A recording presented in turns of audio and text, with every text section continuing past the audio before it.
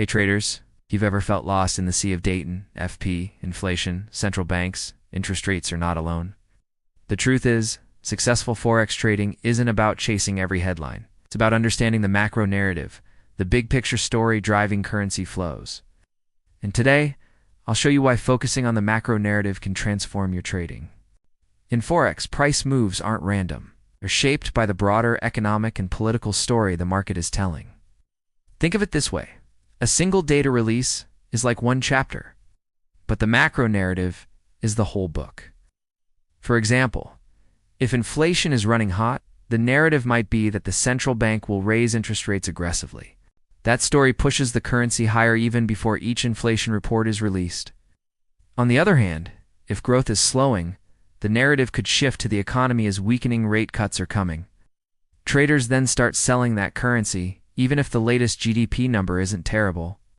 This is why traders say, don't get stuck in the noise. The big players, banks, hedge funds, central banks trade based on the macro story, not just one headline. Here's a tip. When you analyze the market, ask yourself, what's the current narrative driving this currency?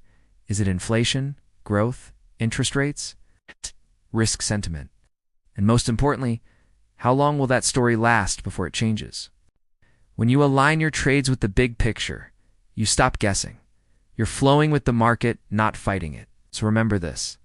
One news release can move the market for a few minutes, but the macro narrative moves it for weeks or months.